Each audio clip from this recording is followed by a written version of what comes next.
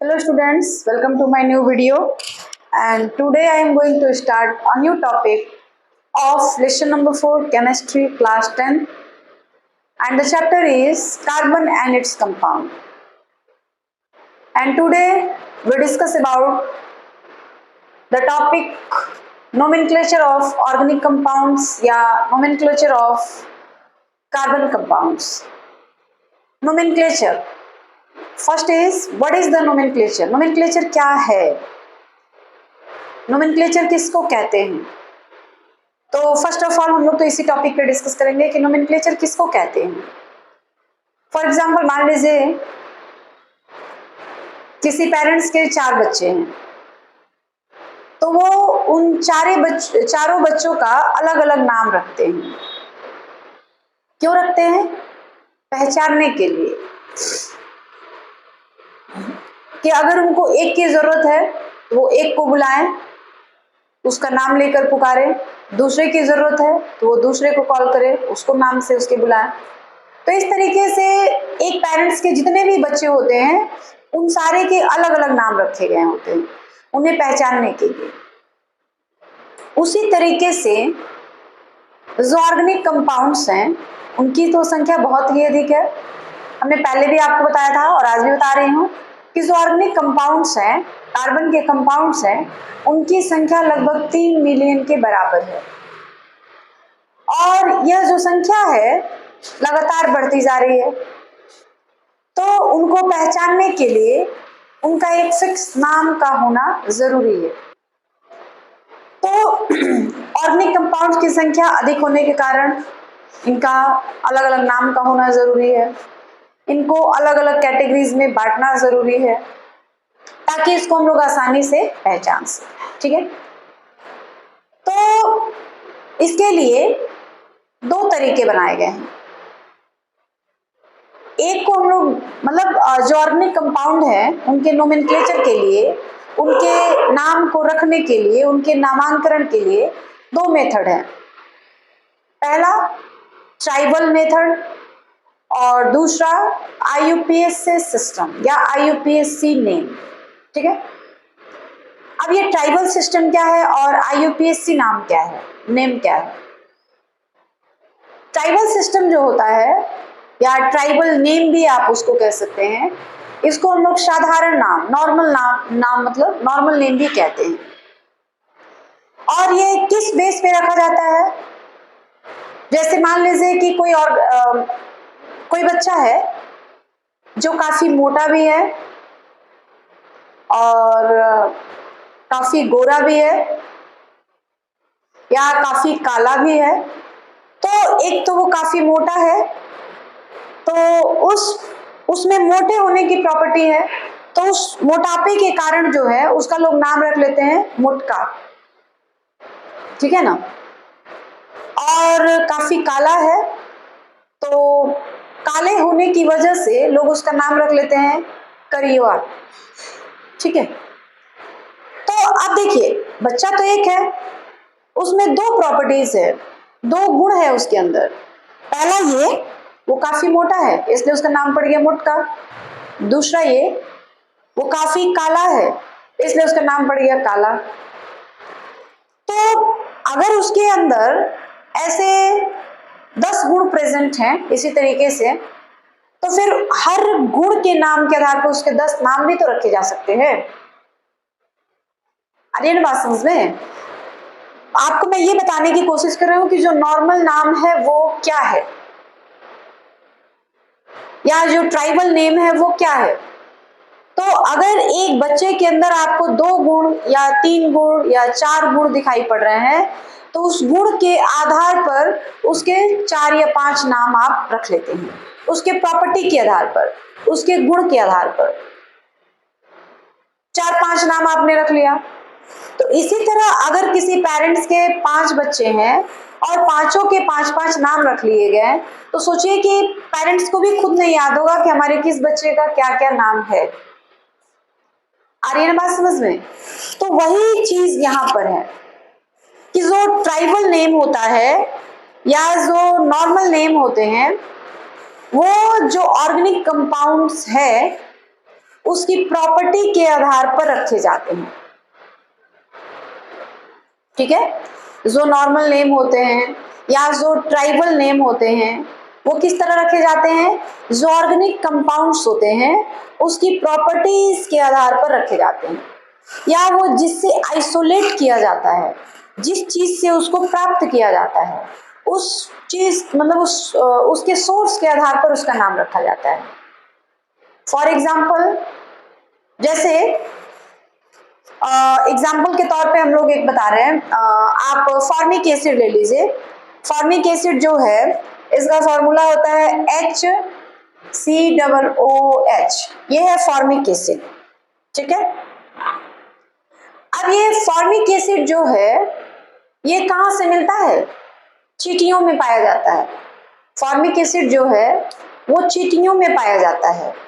तो एक तो इसका नाम हो गया फॉर्मिक एसिड, और दूसरा इसको हम लोग एक आंटासिड भी कहते हैं। इसका एक और नाम है आंटासिड या फॉर्मिक एसिड। ठीक है, तो आंटासिड इसको क्यों कहा जा रहा है, क्योंकि यह जो है चींटियों में चींटियों के अंदर पाया जाता है। जो चींटियां होती हैं, कभी आपने देखा होगा, बिल्कुल एक स्ट्रेट लाइन में चलती हैं, एक के पीछे दूसरी, दूसरी के पीछे तीसरी, इस तरह से पूरे एक सीधी लाइन में चींटियां आगे पीछे चलती हैं। तो वो चींटियां क्या करती हैं कि उनके अंदर से फॉर्मिक एसिड जो होता है बाहर निकलता रहता है, और उसके स्मेल को पकड़ते हुए जो चींटियां जो होती हैं बिल्कुल लाइन से चलती हैं। अगर आप एक चींटी को वहां से डिस्टर्ब कर दे, लाइन में से हटा दें, तो सारी चींटियां डिस्टर्ब हो जाती हैं, लाइन को पकड़ नहीं पाती है। ठीक है ना, तो ये जो फॉर्मिक एसिड है चींटियों से पाया जाता है, चींटियों में मिलता है, इसलिए इसका नाम आंटासिड पड़ गया। तो अगर आपके पास 3 मिलियन ऑर्गेनिक कंपाउंड्स हैं और हर ऑर्गेनिक कंपाउंड की 5-5 प्रॉपर्टीज हैं आपके पास, तो हर ऑर्गेनिक कंपाउंड्स के 5-5 नाम भी होने चाहिए। उनकी हर प्रॉपर्टी के आधार पे एक नाम, पहली प्रॉपर्टी के आधार पे पहला नाम, दूसरी प्रॉपर्टी के आधार पे दूसरा नाम, तीसरी प्रॉपर्टी के आधार पे तीसरा नाम। तो इस तरीके से अगर एक ऑर्गेनिक कंपाउंड के 5 नेम होने लगे, जो 3 मिलियन ऑर्गेनिक कंपाउंड्स है उनका नाम याद रखने में कितनी मुश्किलों का सामना करना पड़ेगा, आप कुछ समझ सकते हैं। याद हो ही नहीं पाएगा, याद कर ही नहीं पाएंगे। तो ये सारी दिक्कतें आ गई।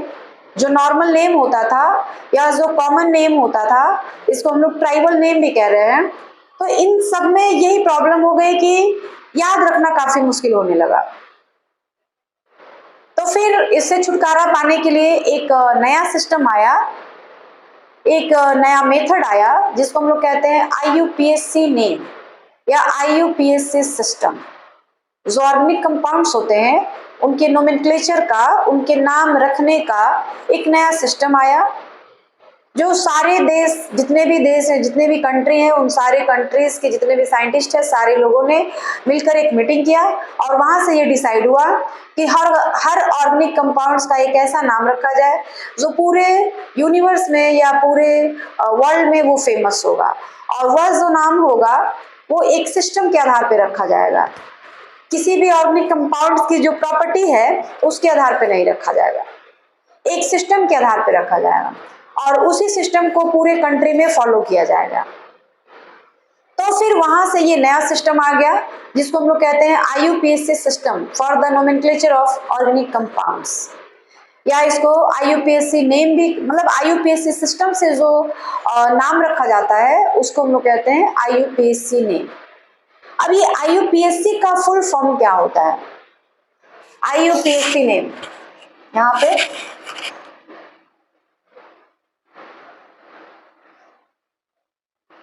IUPAC name.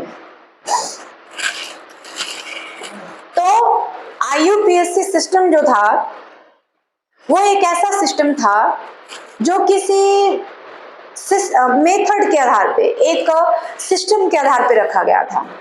वो ऑर्गेनिक कंपाउंड की प्रॉपर्टी को देखकर उसका नाम नहीं रखा गया था। ऑर्गेनिक कंपाउंड्स में जो कार्बन एटम प्रेजेंट थे उनकी संख्या के आधार पे रखा गया था। तो एक ऐसा नाम जो ऑर्गेनिक कंपाउंड्स में प्रेजेंट कार्बन की संख्या के आधार पर रखा जाता है, ऐसे नाम को हम लोग IUPAC नेम बोलते हैं। और IUPAC का जो फुल फॉर्म होता है वो होता है international union pure applied chemistry. ठीक है, देखिए, I से इंटरनेशनल, U से यूनियन, P से प्योर, A से अप्लाइड, C से केमिस्ट्री। यानी जो IUPAC है उसका full form international union pure applied chemistry है। ठीक है, अब इससे नाम या जो नोमेनक्लेचर है वो कैसे किया जाता है, तो उसके कुछ सिस्टम बनाए गए हैं, कुछ मेथड बनाए गए हैं। वो मेथड हमने यहाँ पे, कुछ रूल्स है वो हमने यहाँ पे लिखा हुआ है। पहला, identify the number of carbon atoms in the compounds. सबसे पहले आपको ये ढूंढना है, जब हम लोग IUPAC नेम लिखते हैं किसी ऑर्गेनिक कंपाउंड का, देखिए नाम तो हमने पहले बताया कि नाम दो तरह के होते हैं।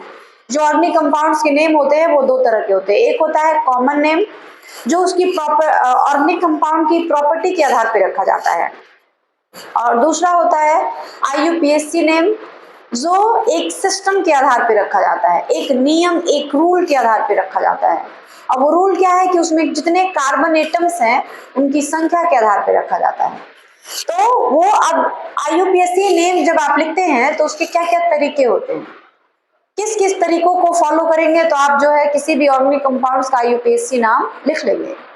ये मोस्ट इंपॉर्टेंट टॉपिक है फॉर क्लास 11, 12 एंड 10th में तो आता ही है, 12th में भी ये इंपॉर्टेंट है नोमेनक्लेचर। तो किसी भी ऑर्गेनिक कंपाउंड का जो IUPAC नेम होता है उसको रखने के लिए सबसे पहला काम ये होता है कि जो ऑर्गेनिक कंपाउंड्स है उसमें कार्बन की संख्या को काउंट कर लीजिए कि कितने कार्बन हैं उसमें। अगर 1 कार्बन है तो उसको हम लोग क्या कहेंगे, मेथेन। अगर 2 कार्बन है तो उसको हम लोग कहेंगे एथेन। 3 कार्बन है तो उसको हम लोग कहेंगे प्रोपेन। 4 कार्बन है then butane. 5 carbon then it is pentane. 6 carbon hexane. 7 carbon heptane. 8 carbon octane. 9 carbon nonane and 10 carbon that is decane. तो ये जो भी ऑर्गेनिक कंपाउंड्स हैं उनका IUPAC लिखने का जो फर्स्ट में सिस्टम है, पहला रूल है वो यही है कि आप सबसे पहले जो ऑर्गेनिक कंपाउंड्स है उसमें कार्बन की संख्या को काउंट कर लीजिए, और उसके बाद जो है उसका मीथेन, प्रोपेन, ब्यूटेन इस तरह से नाम रख लीजिए।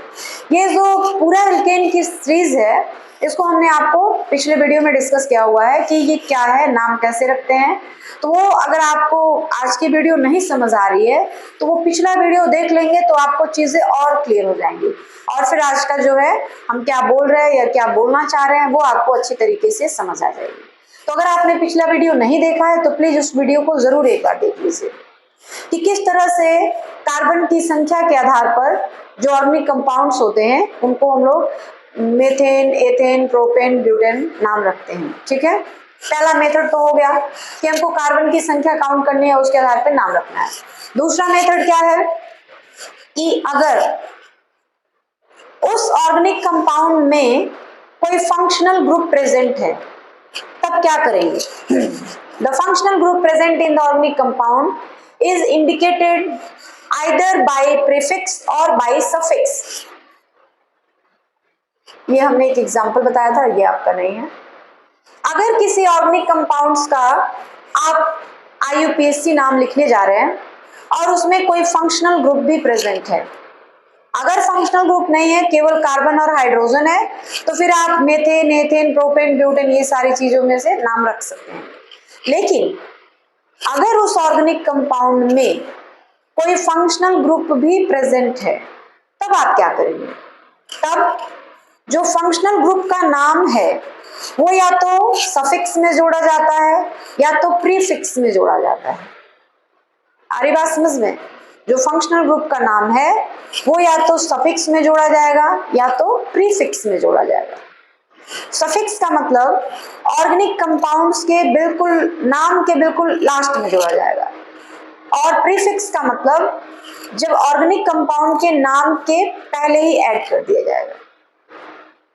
अब आपको ये पता होना चाहिए कि किस किस फंक्शनल ग्रुप को एज अ सफिक्स जोड़ते हैं और किस किस फंक्शनल ग्रुप को एज अ प्रीफिक्स जोड़ते हैं। सारे फंक्शनल ग्रुप को सफिक्स या प्रीफिक्स नहीं जोड़ सकते, या जो मन में आए कि इसको हम लोग सफिक्स रखेंगे इसको प्रीफिक्स रखेंगे, वो भी पॉसिबल नहीं है।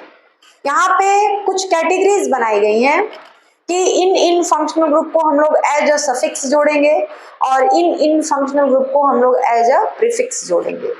तो किसको सफिक्स में जोड़ा जाएगा और किसको प्रीफिक्स में जोड़ा जाएगा वो हमने यहाँ पे आपको बता रखा है। देखिए, ये सारे फंक्शनल ग्रुप के नाम हैं।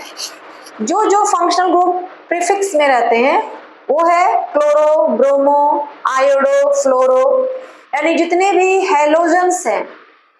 हैलोजेंस का मतलब हो गया, आप अगर पीरियोडिक टेबल देखे होंगे तो पीरियोडिक टेबल का जो ग्रुप नंबर 17 है, 17, उसमें जितने भी एलिमेंट प्रेजेंट हैं उन सारे को हम लोग हैलोजन बोलते हैं।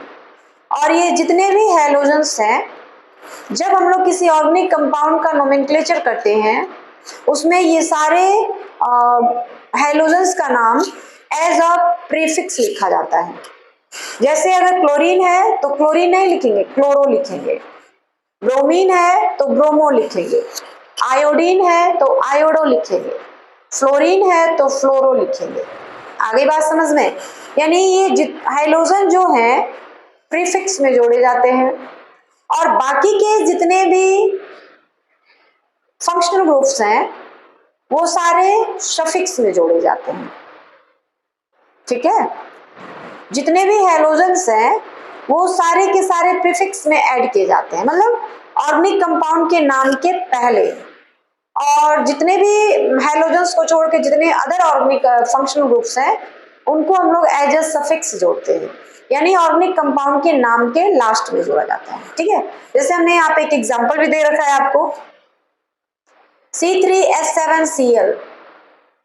C3 है मतलब कार्बन की संख्या 3 है इसमें, तो जो एल्केन ग्रुप है उसमें कार्बन की संख्या 3 होती है तो उसको हम लोग प्रोपेन बोलते हैं। ठीक है, हाइड्रोजन की संख्या पे ध्यान मत दीजिए, आप केवल कार्बन की संख्या पे ध्यान दीजिए कि जो हमारा ऑर्गेनिक कंपाउंड है उसमें कार्बन की संख्या कितनी है। तो यहाँ पे हमारा ये ऑर्गेनिक कंपाउंड है और इसमें कार्बन की संख्या 3 है, तो 3 है तो प्रोपेन होगा। क्लियर? अगर कार्बन की संख्या 3 है तो प्रोपेन होगा, 2 है तो एथेन होगा, 1 है तो मीथेन होगा, 4 है तो ब्यूटेन होगा, 5 है तो पेंटेन होगा। इतनी बातें क्लियर है? ठीक है, C3 यानी प्रोपेन है। अब आपको ये देखना है कि इसमें कोई फंक्शनल ग्रुप है या नहीं है। फंक्शनल ग्रुप है Cl यानी क्लोरीन, तो क्लोरीन प्रीफिक्स के रूप में लिखा जाता है, यानी क्लोरीन का नाम हम लोग पहले लिखेंगे और प्रोपेन हम लोग बाद में ऐड करेंगे, तो इसका नाम हो जाएगा क्लोरोप्रोपेन। आ रही बात समझ में? इसका नाम हो जाएगा क्लोरोप्रोपेन। अब यहाँ पे जो क्लोरीन है वो पहले वाले कार्बन से ही जुड़ गया है, तो आपको फंक्शनल ग्रुप का पोजीशन भी बताना पड़ता है कि जो फंक्शनल ग्रुप जुड़ा हुआ है वो कितने नंबर के कार्बन से जुड़ा है। तो यहाँ तो क्लोरीन पहले नंबर के कार्बन से जुड़ गया है, तो इसको हम लोग कहेंगे 1 क्लोरोप्रोपेन। हालांकि 1 लिखा नहीं जाता है इसलिए हमने केवल क्लोरोप्रोपेन लिखा है। अब मान लीजिए यहाँ पे इस तरह से दिया हुआ था, मान लीजिए ऐसे दिया है और यहाँ पे Cl जुड़ा हुआ है। ठीक है, अभी जो सिचुएशन है वो यहीं पे Cl जुड़ गया है, लेकिन अगर ऐसा हो तब क्या करेंगे? काउंटिंग करेंगे कि कितने नंबर के कार्बन से क्लोरीन जुड़ा है। 1 2 3, दूसरे नंबर के कार्बन से क्लोरीन जुड़ा हुआ है, तो इसका नाम हम लोग क्या रखेंगे? यहाँ पे एक बना देते हैं डायग्राम, यहाँ पे Cl, तो इसका नाम होगा 2 क्लोरो प्रोपेन। आ रही बात समझ में? 2 क्लोरो प्रोपेन। 2 क्लोरो क्यों? क्योंकि जो दूसरे नंबर का कार्बन है उसी से जो क्लोरीन है वो जुड़ा हुआ है। तो ये तो 1 क्लोरोप्रोपेन हुआ, यह जो होगा 2 क्लोरोप्रोपेन हो जाएगा। अगर तीसरे नंबर के कार्बन से जुड़ा हुआ है तो 3 क्लोरोप्रोपेन। ठीक है, अब आती है बात काउंटिंग की कि हम लोग काउंटिंग किधर से करते हैं। जैसे मान लो यहाँ पे क्लोरीन यहाँ पे जुड़ गया है,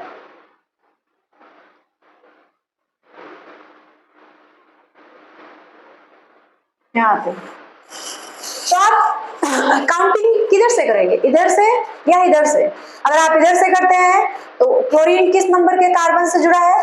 1 2 3, ठीक है ना। अगर आप इधर से काउंटिंग करेंगे तो क्लोरीन कितने नंबर के कार्बन से जुड़ा रहेगा? 1 2 3, 3 क्लोरो, यानी तीसरे नंबर के कार्बन से क्लोरीन जुड़ा है। लेकिन अगर कोई कहे कि हम इधर से काउंटिंग करेंगे 1 2, तो 2 क्लोरोप्रोपेन हो जाएगा, सॉरी ब्यूटेन है ये, तो 2 क्लोरोब्यूटेन हो जाएगा। तो हम लोग काउंटिंग किधर से करेंगे? हम लोग काउंटिंग उधर से करेंगे जिधर से काउंटिंग करने पर जो फंक्शनल ग्रुप है उसको कम से कम नंबर मिले, मतलब पहले वो हमको मिल जाए। जैसे अगर इधर से करा जाएगा तो 1 2 3 क्लोरोब्यूटेन होगा, और इधर से करा जाएगा तो 1 2 क्लोरोब्यूटेन होगा। तो हम लोग इधर से काउंटिंग करेंगे, इसका नाम होगा 2 क्लोरोब्यूटेन। काउंटिंग उधर से स्टार्ट करिए जिधर से फंक्शनल ग्रुप आपको पहले मिल जाए। आ रही है ना बात समझ में? आपको काउंटिंग उस तरफ से करना है जिधर से फंक्शनल ग्रुप आपको पहले मिल जाए। तो इसका नाम, अगर आप इधर से करते हैं 1 2 3 4, तो इसका नाम एक होता है 3 क्लोरो ब्यूटेन, जो कि गलत है। हम लोग अगर काउंटिंग इधर से कर दें, ये रॉन्ग मेथड हो गया, 1 2 3 4, तो दूसरे नंबर के कार्बन से, तो इसका नाम पड़ेगा 2 क्लोरो ब्यूटेन। तो ये सही नाम है और 3 क्लोरोब्यूटेन गलत नाम है। क्यों? क्योंकि काउंटिंग उधर से करिए जिधर से जो फंक्शनल ग्रुप है वो आपको पहले मिल जाए। ठीक है, तो इसका नाम होगा 2 क्लोरोब्यूटेन। इतनी बात क्लियर है, समझ आ गई है? चलिए अब आगे बढ़ा जाए। तो जितने भी हैलोजन्स होते हैं वो सारे के सारे एज अ प्रीफिक्स जोड़े जाते हैं, और बाकी जितने भी फंक्शनल ग्रुप होते हैं उनको हम लोग सफिक्स के रूप में जोड़ते हैं। जैसे यहाँ पे देखिए एल्कोहल, एल्कोहल के लिए क्या होता है? OL। फंक्शनल ग्रुप तो OH होता है, मतलब OH अगर रहेगा तो वो एल्कोहल ग्रुप का मेंबर है। और उसका नाम कैसे रखेंगे? तो मान लीजिए अगर ये OH नहीं रहता तो फिर हम लोग लिखते प्रोपेन, लिखते ना, C3H8 प्रोपेन होता। अब उस प्रोपेन में जो E है, प्रोपेन जो E है, E को हटा करके वहां पे हमने क्या लिख दिया है? OL लिख दिया है, यानी ये हो गया प्रोपेनॉल। E को हटा करके लास्ट का और वहां पे OL ऐड कर दिया गया है, तो इसका नाम पड़ेगा प्रोपेनॉल। यानी ऑल जो आ रहा है वो लास्ट में आ रहा है, सफिक्स के रूप में आ रहा है। ठीक है, क्लियर है ना बात? आगे बढ़ा जाए, चलिए। अगला जो है वो है एल्डिहाइड। एल्डिहाइड जो होता है फंक्शनल ग्रुप उसका CHO होता है, यहाँ पे एल्कोहल के लिए OH। तो CHO अगर कहीं पर भी है इसका मतलब वो एल्डिहाइड है, और एल्डिहाइड के लिए ऑर्गेनिक कंपाउंड के अंत में, लास्ट में AL शब्द हम लोग जोड़ देते हैं। जो एल्केन होता है, एल्केन का E हटाकर वहां पे AL जोड़ते हैं, तो इसका नाम क्या पड़ेगा? देखिए C2H5CHO। यहाँ तो C2 है तो आप कहेंगे कि C2 है तो एथेनॉल होना चाहिए, नहीं, इस कार्बन को भी इसमें जोड़ लिया जाता है। यानी 2 कार्बन यहाँ पे और 1 कार्बन यहाँ पे, तो टोटल कार्बन कितने हो गए? यहाँ पे 7 रहेगा। नहीं, C2H5CHO। तो यहाँ पर CHO है, तो इस जो CHO है उसके भी कार्बन को हम लोग क्या करेंगे, इसी में ऐड कर लेंगे। जैसे 2 कार्बन यहाँ पर है और 1 कार्बन इसका ले लेंगे, तो टोटल कितने कार्बन हो गए? 3 कार्बन हो गए, हुए ना। तो फिर हम लोग इसको क्या पढ़ेंगे, 3 कार्बन हमको मिल गए, तो हम लोग इसको पढ़ेंगे प्रोपेनल, क्योंकि लास्ट में Al शब्द आना चाहिए, आपको Al शब्द आना चाहिए, ठीक है। तो इसको हम लोग पढ़ेंगे प्रोपेनल। प्रोपेनल इसलिए कि 2 कार्बन यहाँ पे और 1 कार्बन यहाँ पे। आप कंफ्यूज ना होइएगा कि यहाँ पे 2 ही कार्बन है तो एथेनॉल पढ़ेंगे, नहीं, 2 कार्बन यहाँ पे और 1 कार्बन इसका भी इसमें काउंट कर लिया जाता है, तो 3 कार्बन हो गए। तो 3 कार्बन की वजह से इसका नाम पड़ जाता है प्रोपेनल, ठीक है। उसके बाद कीटोन। कीटोन का जो फंक्शनल ग्रुप होता है वो होता है CO। यहाँ पे लिख दिया जाए, क्या लिखवाया था हमने फंक्शनल ग्रुप, तो आप वो वीडियो थोड़ा सा देख लीजिएगा कि फंक्शनल ग्रुप जो कीटोन है उसके लिए फॉर्मूला क्या है, या कहा जाए उसका सिंबल क्या है। कीटोन के लिए होता है CO। तो देखिए यहाँ पे CO है, CH3 CO CH3, 3 कार्बन यहाँ भी हो रहे हैं, 1 2 3। जो CO है ना, इसका भी C हम लोग काउंट कर लेंगे, तो 3 कार्बन हो गए, तो इसका नाम क्या पड़ जाएगा? Propanone, propane. और उनमें ई जो आएगा उसको हटा दिया जाएगा और वहां पे ONE जोड़ दिया जाएगा। प्रोपेन अगर आप लिखते हैं तो लास्ट में जो ई आता उसको हटाकर उसकी जगह पे ONE लिखना है, ठीक है। फिर कार्बोक्सिलिक एसिड। कार्बोक्सिलिक एसिड जो होता है उसका फॉर्मूला होता है, या आज सिंबल होता है COOH। तो उसके लिए ओइक एसिड C2H5COOH, ठीक है, C2H5COOH। तो इसका जो नाम पड़ेगा वो हो जाएगा प्रोपेनोइक एसिड, यानी सफिक्स में आपको ओइक एसिड जोड़ देना है। और यहाँ पे 2 कार्बन है, 3, इसका भी कार्बन हम लोग काउंट करते हैं, 2 कार्बन यानी 2 कार्बन ये और 1 कार्बन, 3 कार्बन हो गए टोटल। तो टोटल 3 कार्बन हो गए, तो प्रोपेन। प्रोपेन शब्द के जो लास्ट में ई आता है उसको हटा करके, रिमूव करके वहां पे हम लोग लिखेंगे ओइक एसिड। क्लियर है? चलिए आगे। अगर कहीं डबल बॉन्ड होता है तो लास्ट में ENE जोड़ते हैं, और ट्रिपल बॉन्ड होता है तो सफिक्स के रूप में हम लोग YNE जोड़ते हैं। जैसे यहाँ पे एक एग्जांपल भी लिखा गया है, CH3CH डबल बॉन्ड CH2, यानी इस कार्बन और इस कार्बन के बीच में डबल बॉन्ड बना है, 2-2 इलेक्ट्रॉनों की शेयरिंग हुई है। तो इस पूरे सीधे वाले चैन में कितने कार्बन हो जा रहे हैं आपको? 1 2 3 कार्बन हो रहे हैं, तो प्रोपेन होना चाहिए था। डबल बॉन्ड यहाँ पे लगा हुआ है तो प्रोपीन हो जाएगा। प्रोपेन शब्द का जो लास्ट में ई आता है उसको हटाकर ENE हम लोग जोड़ देते हैं। और यहाँ पे ट्रिपल बॉन्ड है तो 3 कार्बन है, 1 2 एंड 3 कार्बन है, तो प्रोपेन होना चाहिए था। प्रोपेन शब्द का जो ई है उसको रिमूव करके हम लोग वहां पर YNE जोड़ देते हैं। क्लियर है ना? आ गई बात समझ में? तो ये जो है फंक्शनल ग्रुप्स हैं, और कौन सा फंक्शनल ग्रुप सफिक्स में ऐड किया जाता है, कौन सा फंक्शनल ग्रुप प्रीफिक्स में ऐड किया जाता है, ये सारी बातें यहाँ पे आपको क्लियर की गई हैं, ठीक है।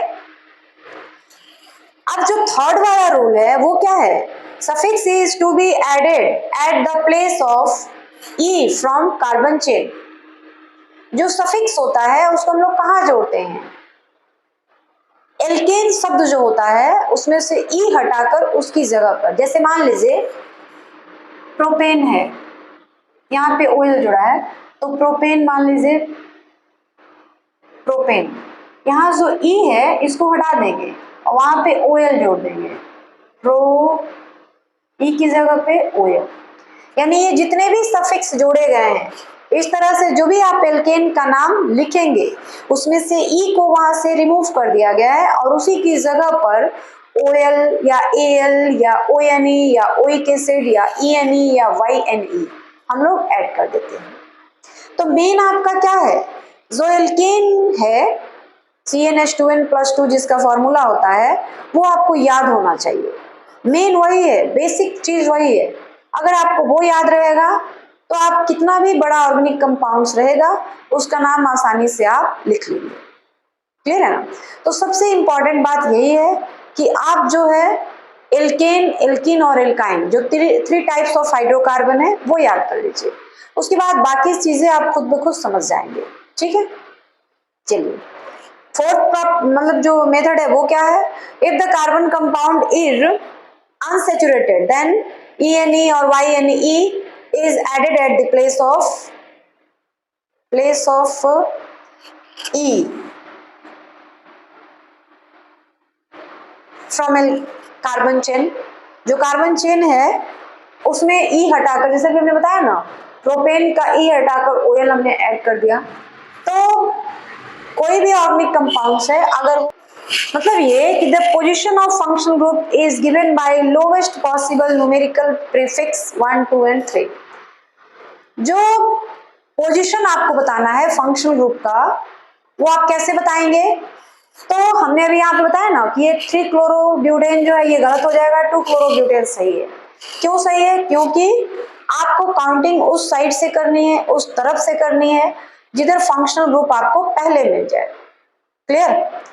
तो ये सारी बातें हमने वहां पर डिस्कस किया हुआ है कि अगर कार्बन कंपाउंड अनसैचुरेटेड है, ऑर्गेनिक कंपाउंड अनसैचुरेटेड है, अनसैचुरेटेड ऑर्गेनिक कंपाउंड जिसमें डबल या ट्रिपल बॉन्ड प्रेजेंट होता है, तो अगर ऑर्गेनिक कंपाउंड अनसैचुरेटेड है तो उसमें ENE या YNE हम लोग ऐड कर देते हैं। और पोजीशन बताना है तो 1, 2, 3, 4 इस तरह से लिख करके पोजीशन भी हम लोग इंडिकेट कर सकते हैं, बता सकते हैं। तो ये था कि जो ऑर्गेनिक कंपाउंड्स होते हैं, कार्बन के कंपाउंड्स होते हैं, उनका नोमेनक्लेचर किस तरह से होता है, उनका IUPAC नाम किस तरह से लिखा जाता है। तो ये जितने भी 4-5 मेथड्स हैं अगर आप याद कर लेते हैं तो किसी भी ऑर्गेनिक कंपाउंड्स का जो IUPAC नाम है वो आसानी से आप लिख सकते हैं। ठीक है, now right IUPAC name of organic compounds. इतने सारे ऑर्गेनिक कंपाउंड्स आपको दिए गए हैं और आपको इन सारे ऑर्गेनिक कंपाउंड्स के IUPAC नेम लिखने हैं। और इसको जब आप लिख लेंगे तो आपको जो IUPAC नेम है किस तरह से लिखने हैं वो आपको और अच्छी तरीके से क्लियर हो जाएगी। ठीक है, तो चलिए स्टार्ट करते हैं। पहला है, पहले आपको ये देखना है कि सीधे चेन में जो ऑर्गेनिक कंपाउंड का जो स्ट्रेट चेन है उसमें कितने कार्बन है। First of all count the number of carbon atom in main chain. Main जो चेन है उसमें देखिए 1, 2, 3, 4, 5 कार्बन हो रहे हैं। अगर आप इधर से काउंटिंग स्टार्ट करते हैं तो 1, 2, 3, 4 मतलब 1, 2, 3 तीसरे कार्बन पे आपको, इसको हम लोग कहते हैं मेथिल या मिथाइल, मेथिल भी कह सकते हैं। तो इधर से हमको तीसरे नंबर के कार्बन पे फंक्शनल ग्रुप मिल रहा है। और अगर आप इधर से काउंटिंग करते हैं, मेथिल आपने पढ़ा नहीं है तो हम लोग ऐसा करते हैं Br रख लीजिए, Br रख लीजिए 1, 2, 3 तीसरे नंबर के कार्बन से ब्रोमीन जुड़ा हुआ है, चौथे नंबर के कार्बन से क्लोरीन जुड़ा हुआ है। तो इधर से तीसरे और चौथे कार्बन पे आपको जो फंक्शनल ग्रुप है वो दिखाई पड़ रहे हैं। और अगर आप काउंटिंग इस तरफ से करते हैं तो 1, 2 दूसरे नंबर से ही मिल जा रहा है, तो हम लोग काउंटिंग किधर से करेंगे? इधर से करेंगे 1, 2, 3, 4, 5 1, 2, 3, 4, 5 तो काउंटिंग हमारा इधर से होगा। अब आपको देखना ये है कि कितने नंबर के कार्बन से कौन सा फंक्शनल ग्रुप जुड़ा है। आ रही है ना बात समझ में? कितने नंबर के कार्बन से कौन सा फंक्शनल ग्रुप जुड़ा है। तो दूसरे नंबर के कार्बन से क्लोरीन जुड़ा है, तीसरे नंबर के कार्बन से ब्रोमीन जुड़ा है। अब इसमें भी कंफ्यूजन है कि किसका नाम पहले रखा जाए, क्लोरीन का नाम पहले लिखा जाए कि ब्रोमीन का नाम पहले लिखा जाए। तो आप क्या करेंगे, अल्फाबेट ऑर्डर पे ध्यान देंगे। अल्फाबेट में पहले क्लोरो आएगा कि पहले ब्रोमो आएगा, सोचकर बताइए। पहले ब्रोमो आएगा, तो पहले हम लोग ब्रोमीन का नाम लिखेंगे और उसका पोजीशन भी लिखेंगे। तो लिखेंगे 3 ब्रोमो, 3 ब्रोमो, क्लियर है? 3 ब्रोमो, फिर ऐसे डैश लगा देंगे, 2 क्लोरो, 2 क्लोरो,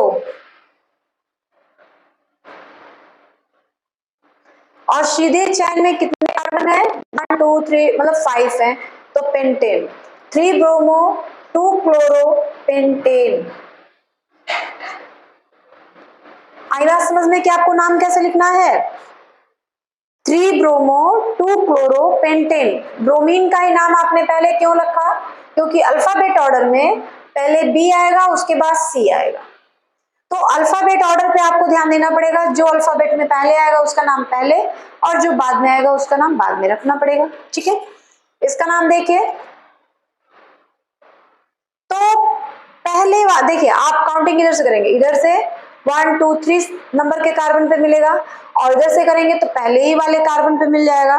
तो हम लोग क्या करेंगे, काउंटिंग उधर से करेंगे, इधर से 1 2 3, 3 कार्बन है यानी प्रोपेन होगा, और प्रोपेन में पहले ही कार्बन से 2 ब्रोमीन जुड़े हुए हैं, तो इस तरह लिखेंगे 1,1, यानी पहले कार्बन से 1,1 ब्रोमो। कितने कार्बन हो रहे हैं पूरे सीधे चैन में? 3, तो प्रोपेन 1,1 ब्रोमो। अच्छा, डाई शब्द आपको जोड़ना पड़ेगा, 1,1 डाई, डाई का मतलब 2, डाई ब्रोमो प्रोपेन। डाई हमने इसलिए जोड़ा हुआ है क्योंकि इसमें 2 ब्रोमीन प्रेजेंट है, अगर 3 ब्रोमीन प्रेजेंट रहते तो वहां ट्राई लिखा जाता, ठीक है? इसमें देखिए किधर से काउंटिंग शुरू की जाए, 1 2, यहाँ अगर इधर से काउंटिंग करते हैं तो दूसरे नंबर पे आता है, और इधर से काउंटिंग करेंगे तो पहले पे ही आ जाएगा, तो यहाँ पे भी वही नाम होगा इस तरह 1,2, यानी पहले कार्बन से भी ब्रोमीन जुड़ा है और दूसरे कार्बन से भी ब्रोमीन ही जुड़ा है, 1,2 डाई ब्रोमो, कितने कार्बन हो रहे हैं? 1 2 3 प्रोपेन। आई बात समझ में? उसके बाद 1 2 3 4, या इधर से अगर काउंट करते हैं तो 1 2 3 4, देखिए पहले ही कार्बन से क्लोरीन जुड़ा है, तो पहले कार्बन से तो लिखेंगे 1 में 1 क्लोरो, 1 क्लोरो, हालांकि क्लोरो लिखा नहीं जाता है, लेकिन अगर आप लिख भी देंगे तो कोई बड़ी बात नहीं होगी, 1 क्लोरो 1 2 2 मेथिल, इसका नाम है मेथिल,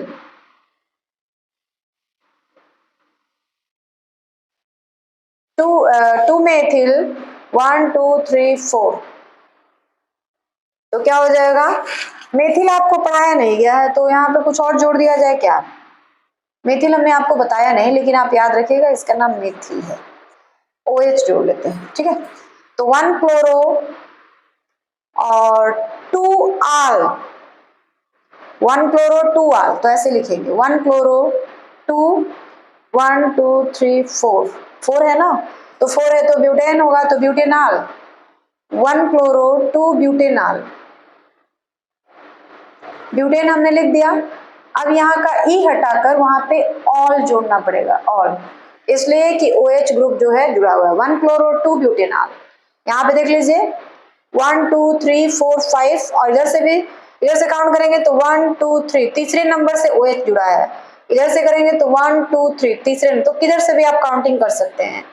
तो यहाँ पे हम लोग 1 2 3 4 5, 3 नंबर पे OH आएगा, 3 पेंटेनाल, पेंटेन हमने लिख दिया, ई हटाकर वहां पे OL जोड़ देंगे, 3 पेंटेनाल। यहाँ पे देख लीजिए 1 2 दूसरे से ब्रोमीन जुड़ा है, इधर से काउंट करेंगे तो 1 2 दूसरे से क्लोरीन जुड़ा है, तो आप किधर से भी काउंटिंग कर लीजिए। तो हमने आपको पहले ही बताया अल्फाबेट में जो पहले आएगा उसका नाम पहले रखा जाएगा, ब्रोमीन पहले आएगा तो 2 ब्रोमो, 3 क्लोरो, 1 2 3 4 ब्यूटेनॉल, ब्यूटेन। आई बात समझ में? तो ये है IUPAC नाम, जो लिखने के तरीके होते हैं, जो मेथड्स होते हैं, इस तरह से आप IUPAC नाम किसी भी ऑर्गेनिक कंपाउंड का लिख सकते हैं। करना कुछ नहीं, आपको केवल उसका पोजीशन बता देना है कि किस नंबर के कार्बन से जो भी फंक्शनल ग्रुप जुड़ा हुआ है वो जुड़ा है, और वो फिर आपको ये पता होना चाहिए कि वो सफिक्स में जोड़ा जाता है या फिर प्रीफिक्स में। उसके बाद सारे ऑर्गेनिक कंपाउंड्स का नाम आप खुद ब खुद लिख सकते हैं। कुछ अदर टाइप के जो ऑर्गेनिक कंपाउंड्स होते हैं उनका हम लोग IUPAC नाम लिखना सीखेंगे। जैसे मान लीजिए ये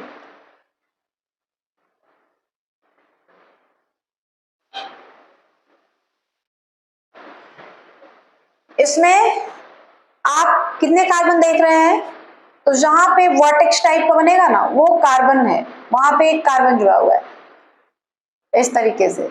यानी यहां से स्टार्ट करते हैं C1 C2, मतलब कितने कार्बन हो रहे हैं, C3 C4 C5 C6, 6 carbon हो रहे हैं। और इस 6 कार्बन में कहीं भी डबल बॉन्ड या ट्रिपल बॉन्ड नहीं है। 6 जो कार्बन एटम्स हैं वो सारे के सारे सिंगल कोवैलेंट बॉन्ड से एक दूसरे से जुड़े हुए हैं, कहीं भी डबल बॉन्ड नहीं है, और ये एक क्लोज कंपाउंड बना रहा है, क्लोज चेन कंपाउंड है।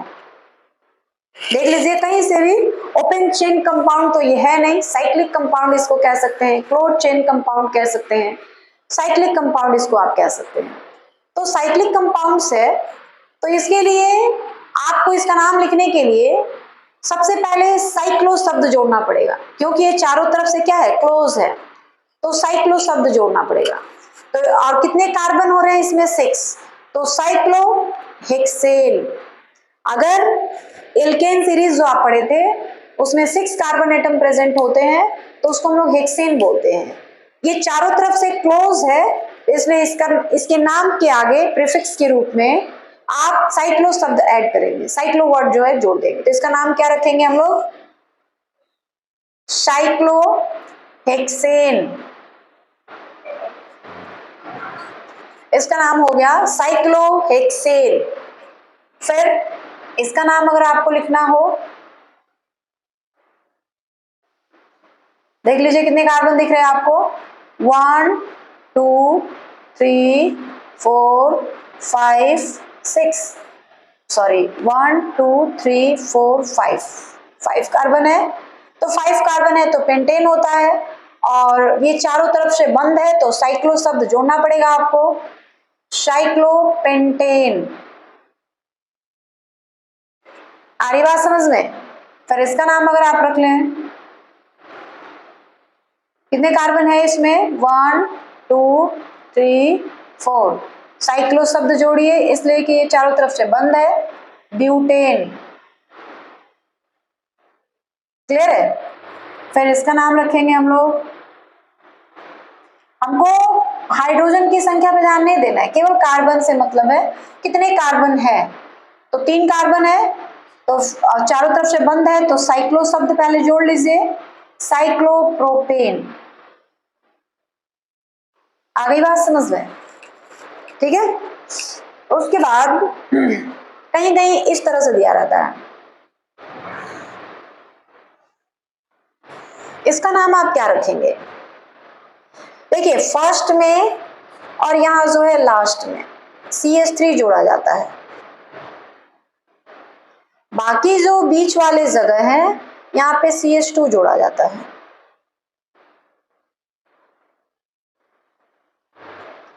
आई बात समझ में?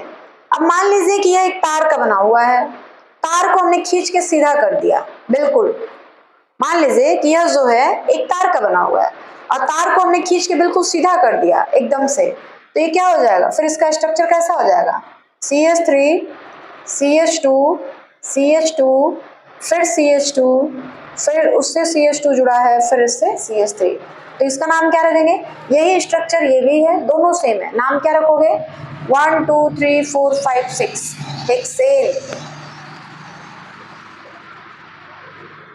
हेक्सेन। ठीक है, इसका नाम क्या रखेंगे आप?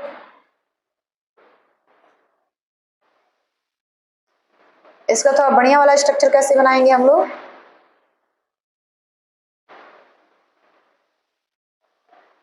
देख लीजिए, CH3, CH2, CH2 और CH3। नाम क्या पड़ेगा?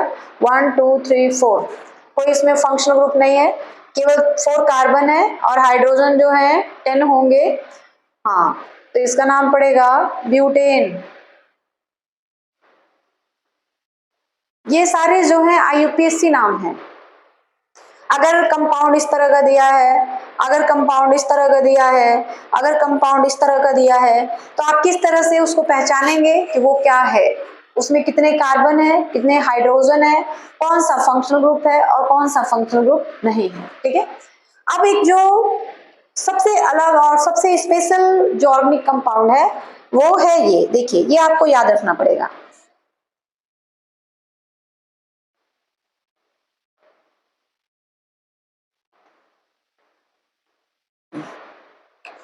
CH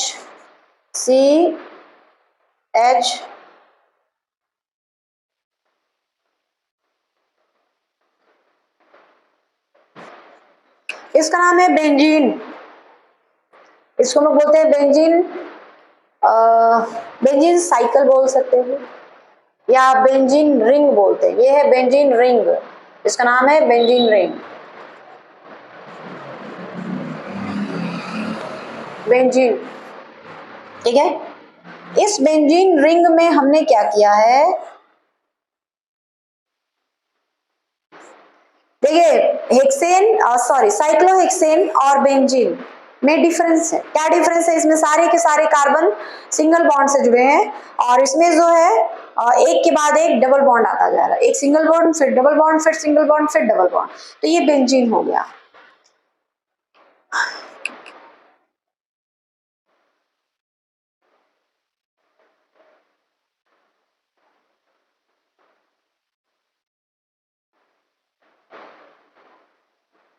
इसका जो नाम है ना फिनाल है, क्योंकि देखिए बेंजीन में H की जगह पे OH जोड़ दिया गया है तो इसका नाम फिनॉल पड़ेगा। ये फिनॉल है, ठीक है। ये कुछ स्पेशल हैं कंपाउंड्स जिसका आपको नाम याद रखना पड़ेगा।